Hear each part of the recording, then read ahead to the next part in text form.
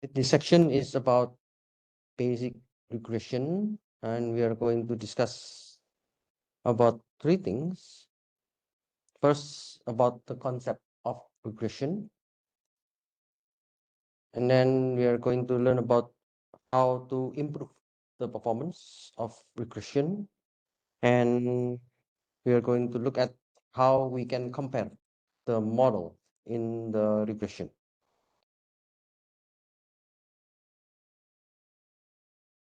So you can go to this Google Colab.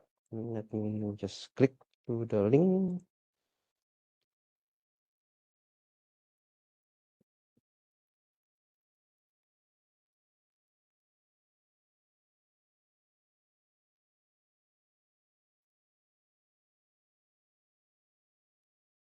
When we talk about machine learning, okay, so this is about the machine learning.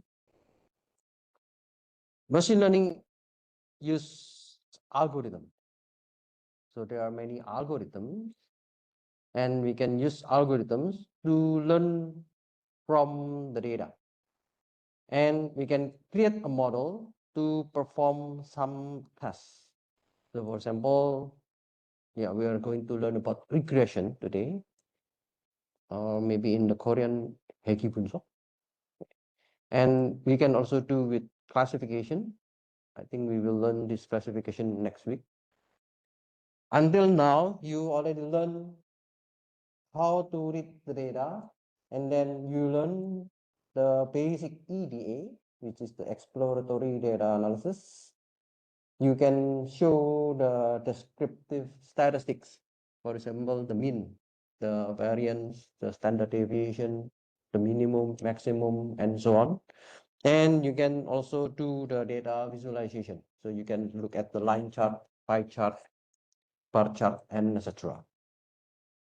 In the data preprocessing, we learn a lot of methodology. For example, for the data cleaning, you learn about dropping the missing value or fill in the missing value. For the data manipulation, you learn a lot of techniques such as the data aggregation, group by, pivot, categorical data preprocessing, time series data, string data, normalization, and the distance measures. And yeah, we also finished with the statistical significance test. So those things happen before the machine learning. Today, and in this period, from the week 9 until the final exam, we will learn about the machine learning. Machine learning, and in this case, we are going to look at the first part, which is the supervised learning. What is supervised learning? We call it supervised, or in Korean is jidu. We have a guidance, we have a guideline. It means the data, we have the label. So it uses label data to train models for prediction. In other case of machine learning, we have the word unsupervised learning. Unsupervised, it means not supervised, or in Korean they call it 비지도학습. It uses unlabeled data, so the data has no label or the data has no decision. So we will take a look this one later part, not today, but in some weeks later we will learn about the unsupervised learning. In the unsupervised learning, we usually use some algorithms to find the hidden patterns and structures without predefined output. In the category, okay, we can look at this table. If you are doing the supervised learning, when the label, data that you want to predict is numerical data, then it means you are going to use regression. When the label data is the categorical data, then you are going to classification. So that's the easy definition between regression and classification. For the unsupervised learning, whenever you have the data in the numerical and you want to do some hidden patterns finding with the numerical data, so we will use dimensionality reduction. When we are doing grouping or we want to make some categories from our data, then we will use clustering. Okay. So this is the category that we are going to look at more detail. So today we are going to focus only in the regression.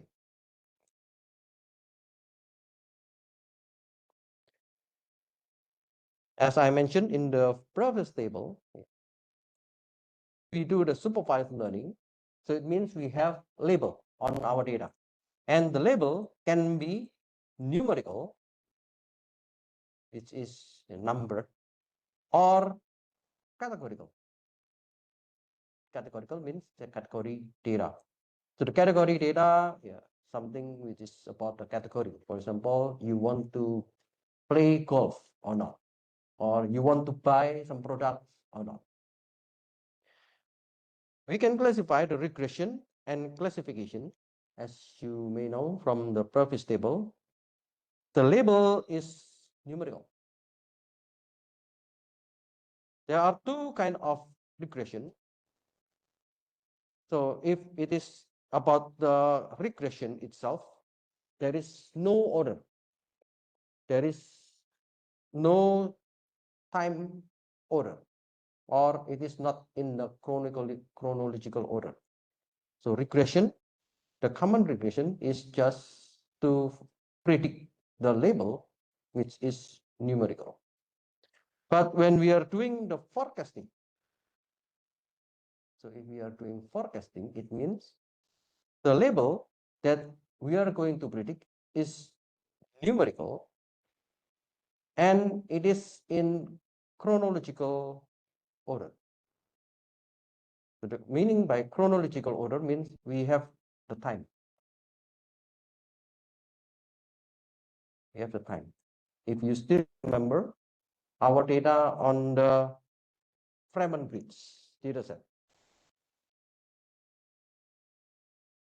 The Freeman Bridge data set has a timestamp. For example, this one. This data set, we have the timestamp. If we have the timestamp, we can predict the next possible bikers. So we want to predict how many bike or how many bicycle will pass by on 2012 October 12th. Yeah, there's a time stamp to indicate our prediction. So if it is in the chronological order, okay, chronological order means the time order, then it is forecasting. Or in some other works, they call it the time series extrinsic regression. So the time series extrinsic regression, the label is numerical and the chronological order with external variables. So for example, I want to know how many bicycles pass by this bridge and given by the temperature. So I have more variables. Maybe I also have another variable, for example, rain. It is raining or not, yes or no, and so on. So if we have another variable to predict this numerical variable, then in some of the works, they call it time series extrinsic regression. So we're going to look at the common regression. This is the common regression.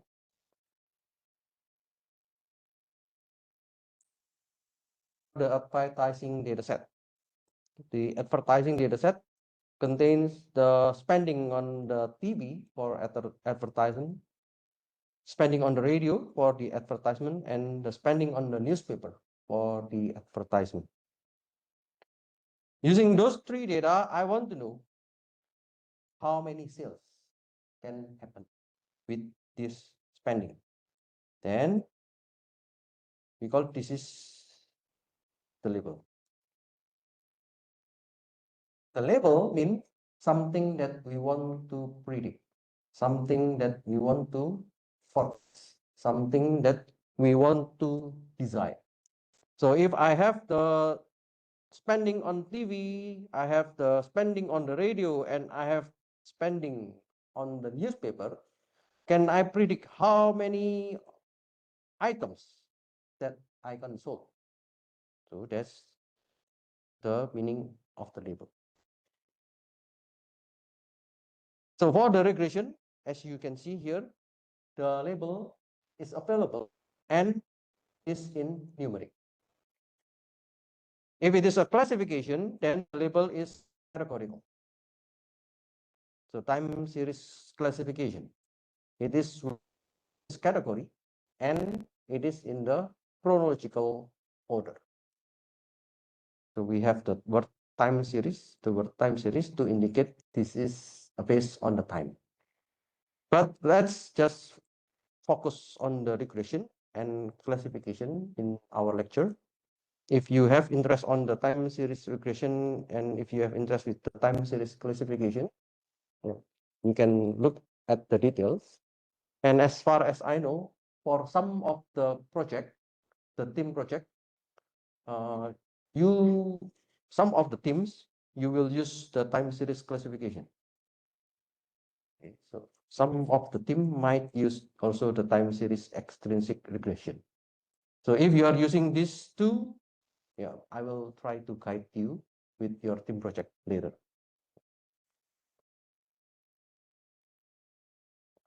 Now for the basic regression, let's see with this data. As I mentioned to you, when we deal with the regression, we have the data, and it is a concept to predict continuous numerical values. Now, let's suppose I have this problem. I have the data 1, 2, 3, 4, 5, 6, 7, 8, 9, 10. Okay, I have 10 data. Let's suppose this is 10 students. Okay, there are 10 students. The student number 1, he or she study for 4 hours. This is hours of study per week. So he or she study 4 hours a week, and the result from the test is 65. The second student, he or she studied for 4.5 hours in a week, and the test score is 71, and so on. Okay. So the student who studied 10 hours, he got 95. If we plot into the scatter plot, we have x. Okay, so let me just mention x. This is the variable that can determine y, or this is what we call as the label. By giving the information on the x, I can know how big is the score. So for example, if the students study 7 hours per week, okay, I know that the score, the actual score is 76. If the students study for 9 hours in a week, I know the total score is 89. Now, there is a question. If I have a new data, what is the predicted test score when I know the student already learned for 6.5 hours? Can we predict here? So it means we need to create a model. So we need to have the basis of our prediction.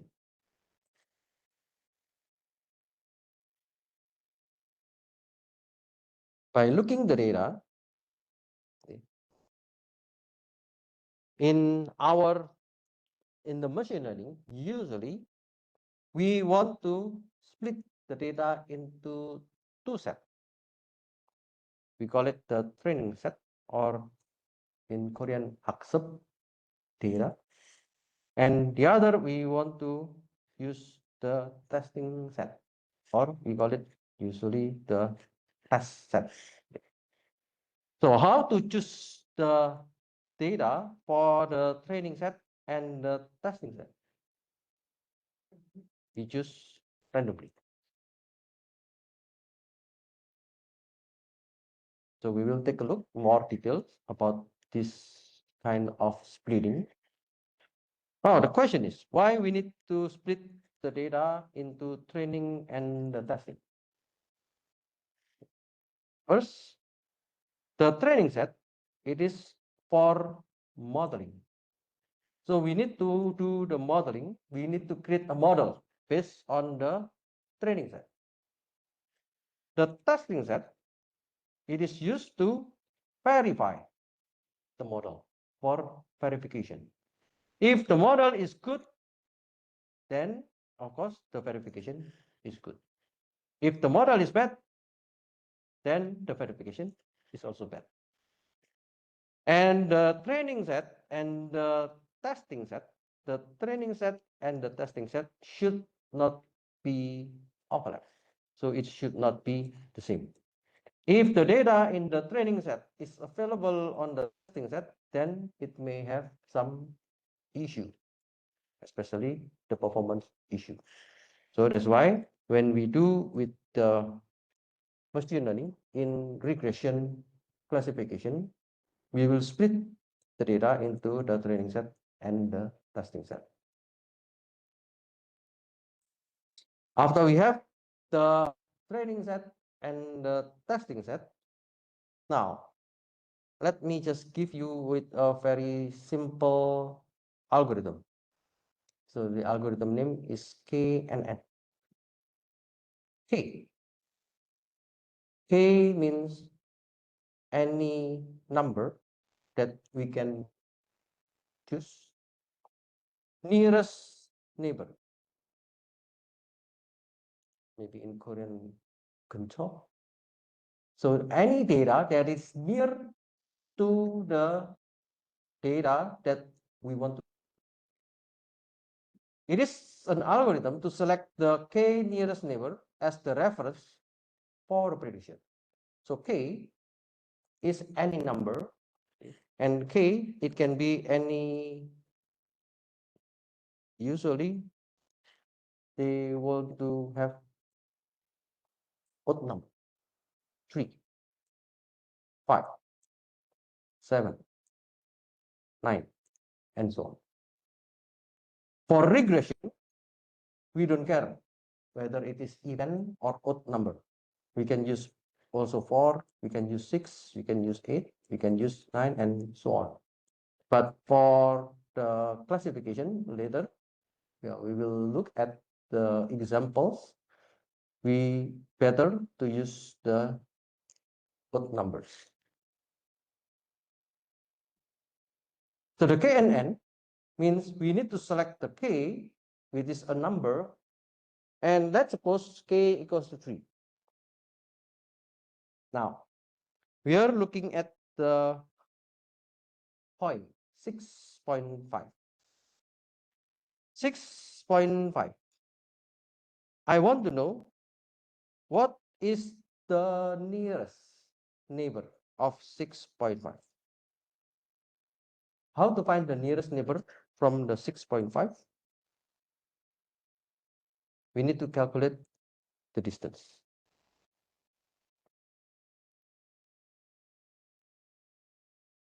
Do you still remember the Manhattan distance?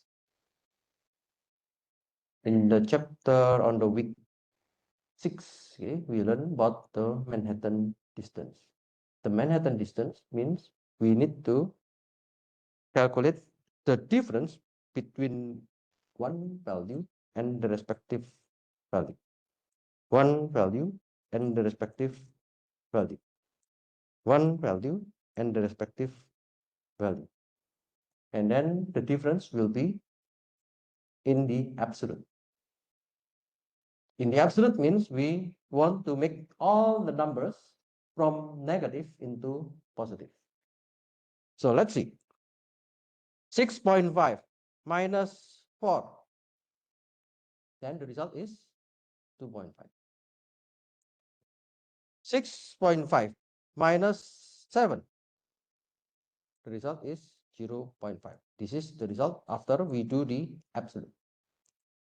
6.5 minus 10. The result is 3.5. 6.5 minus 5. The distance is 1.5. The distance from 6.5 with 6, so the distance is 0.5. The distance of 6.5 and 5.5, the distance is 1.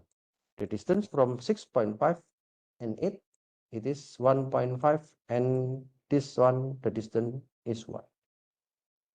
Now, we have k equals to 3. When k equals to 3, it means we need to choose the 3 nearest data. The 3 nearest data, okay, from the distance that we got, we have 0.5, 0.5, okay, 1, and there is another one here. So we need to choose only 3. Okay, so we need to choose the nearest 3 data to the data that we want to predict. Then, now let's suppose we choose this one, and this one. Because we need to choose only 3, k has been defined 3. Therefore, we only need to choose 3. Because there are 2 of 1, sometimes the program will choose randomly among these 2. Now, let's say I'm choosing this one, this one, this one, this one. So I choose 3 data. Then the nearest neighbor using the Manhattan distance is 7, 6, and 5.5. Because these 3 data are the nearest to 6.5. Therefore, in order to do this prediction, then I will use the score from this data plus the score from this data plus the score from this data, and then divide it by 3. Then we get the value 78.67.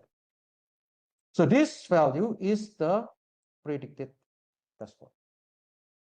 Then if you get a question, what is the predicted test score when the hours or the study time is 6.5?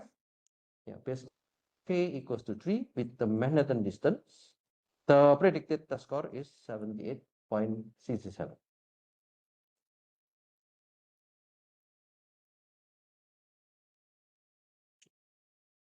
In the regression, we need to consider how to evaluate. So how to evaluate means if we have the data, if we have the actual data, we can compare with the predicted data. If you look at what we did on this case, you are going to predict a new data. We are going to predict a new data which is not available on our data, and there is no actual value. There is no actual value. But we have the actual value from our testing set. To prove this one, we have the actual value from the testing set. We will use this testing set. This is the actual data, and we can create the predicted data. There are some metrics that we need to know. First, we need to check what does it mean by mean absolute error. So this is the metric to measure the error rate. It means we want to compute the deviation. The deviation means the difference between predicted values, which is P, and the actual values, which is R. So the MAE, it is the mean average or mean absolute error, where this is the formula Pi minus Ri. P means the predicted value, R means the actual value, and we do the absolute. For every of the data, we will do the summation and then divide with the number of the data. The mean square error, it is similar to the MAE, but places more emphasis on larger deviation. And we have root mean square error, or RMSE. It is the root of MSE. Okay, let's take a look on the MSE. If the MAE is only to calculate the difference between the predicted and the actual, the mean square error means it will calculate the difference between the predicted and the actual, and then power of 2. So we do the square. And then again, we do the summation.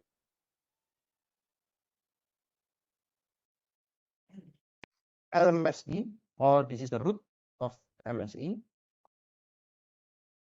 We can say this is the root of MSE. You can calculate the MSE, and then we can just calculate the root of it. There is another kind of error. We call it this as mean absolute percentage error. It is the ratio of the deviation between predicted and actual values.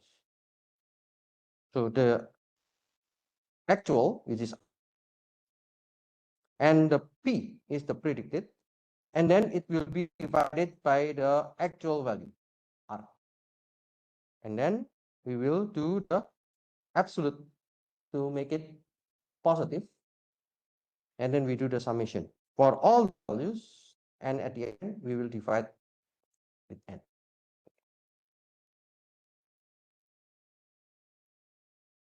In regression, we will also need another kind of matrix. We call it R square.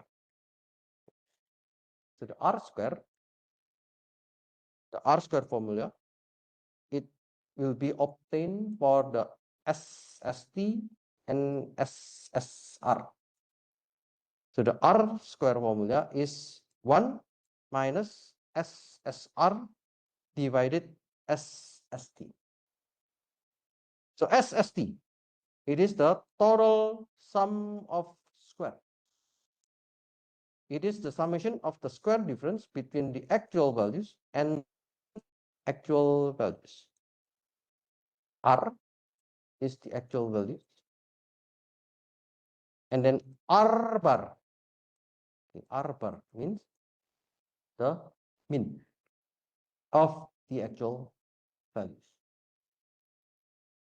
We want to find the difference between the actual values and the average. And then we do the square and then do the summation.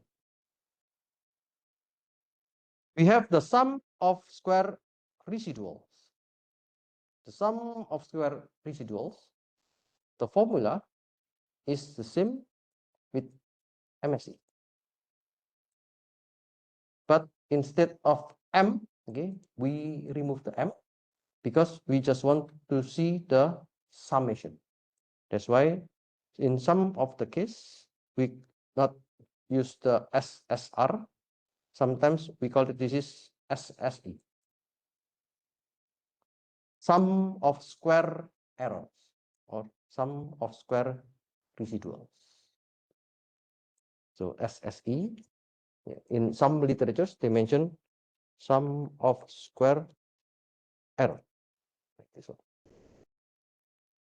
It is the error between the predicted values and the actual values, and then we square the difference. After we square the difference, we will do the summation for all the difference. The R square formula will be this one, 1 minus SSR, this is this one, divided by SST, this is this one. So the value will be from 0 until 1. Values between 0 and 1 indicate the proportion of variation explained by the model. So in some cases, you will get the R square negative. But if you got 0 and 1, in between 0 and 1, then we can explain the model. Let's say, for example, the R square is 0.75. It means that 75% of the variation in the dependent variable, or we call this one is y, is explained by the independent variable. So later we will take a look at the example as x. Now let's see the example. When we are calculating the error rates, there are two kinds of error rates that we will take a look later. The first is the training error, or we call it the training performance. The second is the testing performance, or the testing error. The training error or the training performance, it is from the training set. This is from the training set.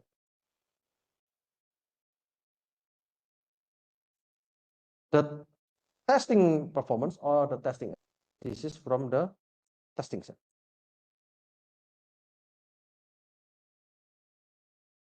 Now, let's suppose I have the result. This is the actual score, and this is the prediction result. So this is the prediction result. Let's suppose this is the prediction from KNN. Okay. So you already learned what is KNN. So this is the result from the KNN. When the student study for 4 hours, the actual score is 65. But using the model, using the KNN, the result is 72.3. So what is the error? The error is 7.3. 7.3, we got this value minus by this value. 7.3 is only the error, but when we want to do the square from the error, then it is 53.29. You can look at this one, the score minus the average score. What is the average score? So you can do this one, 65 plus 76 plus 95, 73 until plus 82 divided by the number of data. So if we have 1, 2, 3, 4, 5, 6, 7, 8, okay, then we will divide with 8. Then you will get this value. The 65, oh, I didn't put the average, okay. So you can calculate later. 65 minus the average of the score, and then you will do the square. So the result is 189.0625. So this is the performance from the first data, or this is the error from the first data, and we want to check the training performance. We can check from this training set. Okay. We can check the error. We can check the error square, the square error, and we can also check using this data to show the MAPE, mean absolute performance, mean absolute percentage error. So at the end, you can calculate what is the MAE, what is the MSE, what is the RMSE, what is the MAPE, and what is the R square. You can say this one, this is the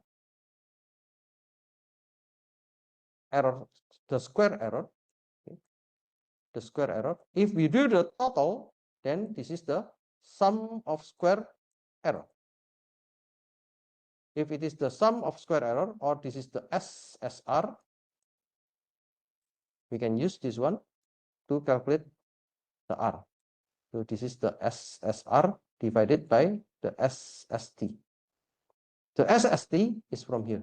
So this is the sum of the total SST.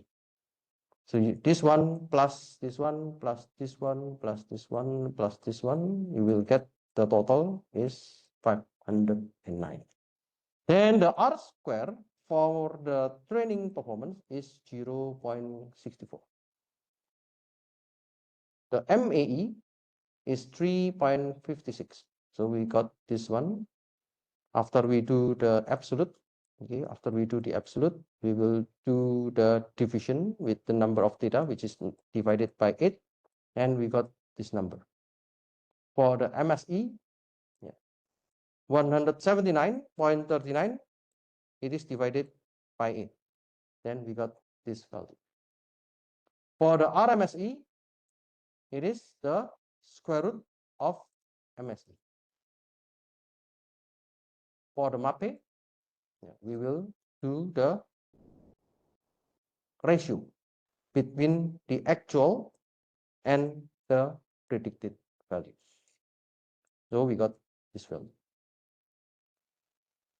We get the performance of the training and we get the performance of the testing. So this is the testing data. In the testing data, we have the actual data and we have the predicted data.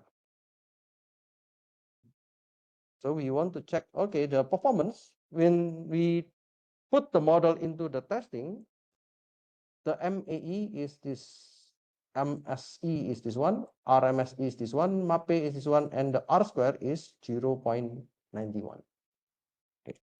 Now, if you look at this data, so the error, okay, and the R square, it is different numbers. The R square, as I mentioned before, the value, if it is in between 0 and 1, then we can explain to the model.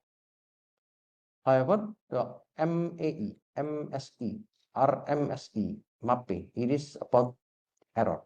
It is different with the R square. So we can check with the code.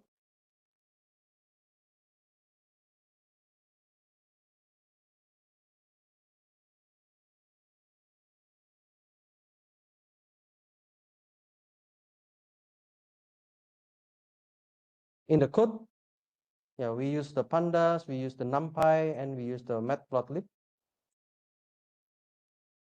Now I'm using the train test split to split the data. And I'm using the KNN algorithm, which is the K nearest neighbor regression. Okay, we call it the regressor. It is for the regression. And now let's suppose I have the data with this array. Okay, 4, 4.5, 5, 5.5, 6, 7. Yeah, this is the data that you see on the PowerPoint. We call so the number of hours the student learn in a week, and why we have the score. So using these two data, let's do the visualization. So this is the visualization.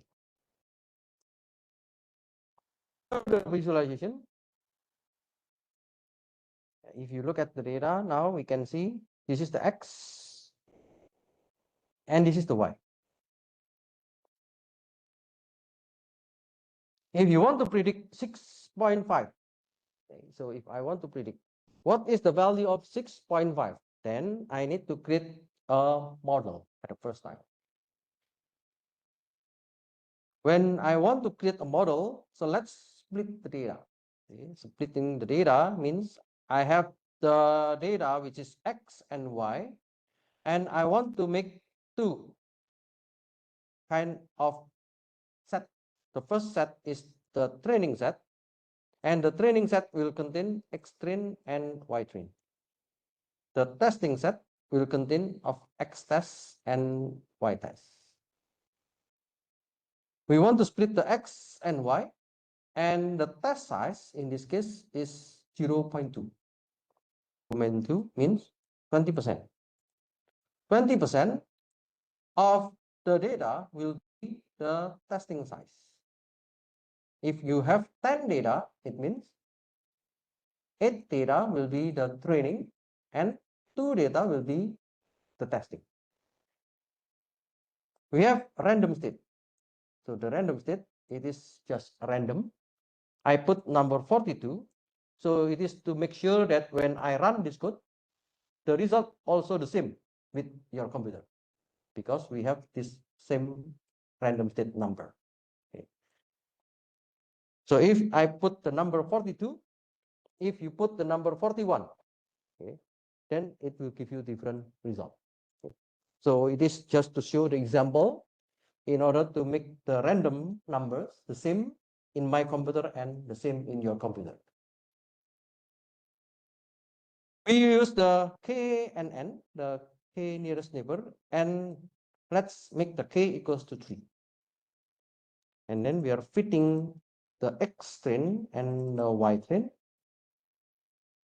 After we have the model, we want to predict what if a new value is available, which is 6.5. So 6.5, a new data which has no label, a new data which has no score, and I'm going to check it with the model. In this case, the model is KNN. So let's predict the using the new data, which is the new x, and the new x is a value which is 6.5, and I'm putting on the model KNN to get the predicted value. So the predicted value is 78.67. So this is the one that we saw on the PowerPoint. Now, if you look at the data, the training data, this is the training data. This is the Y train or the score for the every of the respective data. And then this is the testing data, 9 and 4.5, 89 and 71.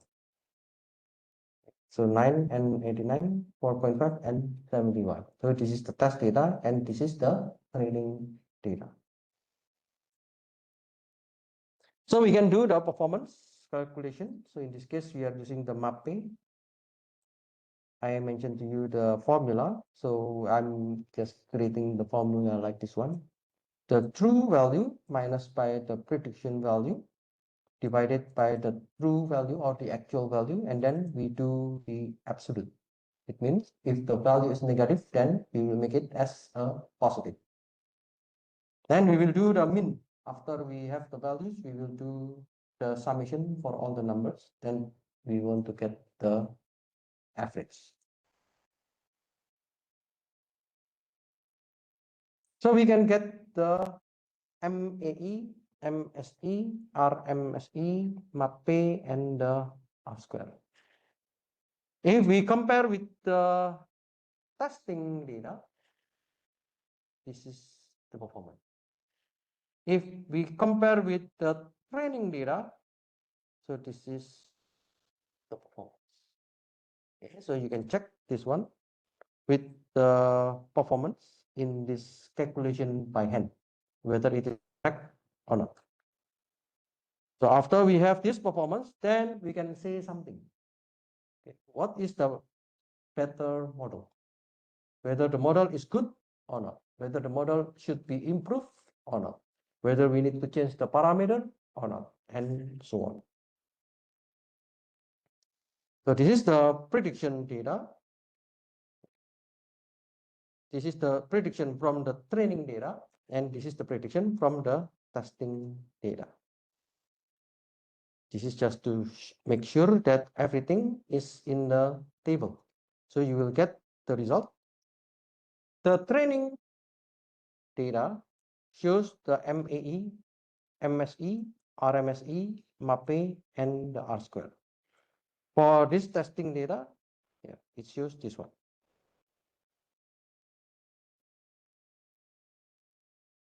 Oh, sorry, maybe it is wrong. It is the testing. It is the testing, and then this is the training. Okay. So this is the result, the testing, and the training.